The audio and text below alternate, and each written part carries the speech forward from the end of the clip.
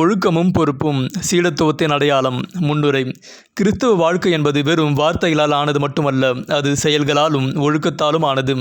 Germany தேசத்தில் வாழ்ந்த இறைப்பணியாளர் டைட்ரிச் போன்ஹோஃபர் மெய்யான சீஷத்துவம் என்பது அன்றாட வாழ்வின் சிறிய காரியங்களில் பொறுப்பேற்பதில் இருந்தே தொடங்குகிறது என்பதை தன் மாணவர்களுக்கு கற்றுக் கொடுத்தார். சம்பவம். போன்ஹோஃபரின் முன்மாதிரி. ஒரு முறை போன்ஹோஃபர் நடத்திய இறையியல் கல்லூரியில் ஒரு மாணவன் காலையில் தாமதமாக எழுந்தான்.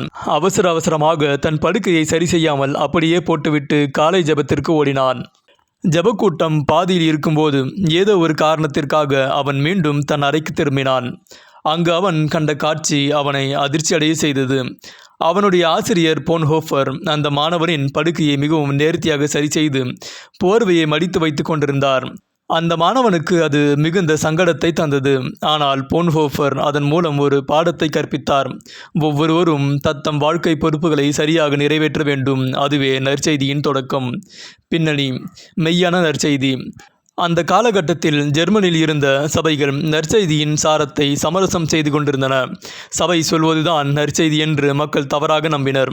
ஆனால் போன்ஹோஃபர் விலையேறப்பெற்ற கிருபை பற்றி பேசினார்.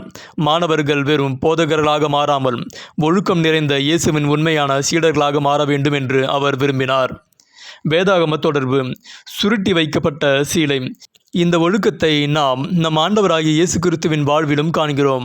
அவர் சிலுவையில் மரித்து 3ஆம் நாள் உயிர்த்தெழுந்தபோது அந்த மாபெரும் வெற்றியின் தருணத்திலும் ஒரு சிறிய ஒழுக்கத்தை கடைபிடித்தார். சீலைகள் கிடக்கிறதையும் அவருடைய தலையில் சுட்டியிருந்த சீலை மற்ற சீலைகளுடனே வைத்திராமல் தனியே ஒரு இடத்திலே சுருட்டி வைத்திருக்கிறதையும் கண்டான்.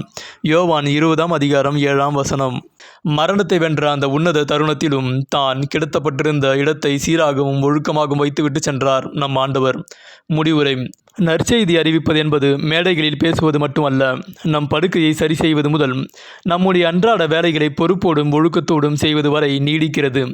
ஆண்டவராகிய இயேசு கிறிஸ்துவைப் போல நாமும் நம் வாழ்வில் சிறிய காரியங்களிலும் உண்மையும் ஒழுக்கமும் உள்ளவர்களாக இருக்க அழைக்கப்படுகிறோம். வேதவசனம். சகலமும் நல்லொழுக்கமாயும் கிரமமாயும் செய்யப்பட கடவது. 1 கொரிந்தியர் 14ஆம் அதிகாரம் 40வது வசனம். ஆமென்.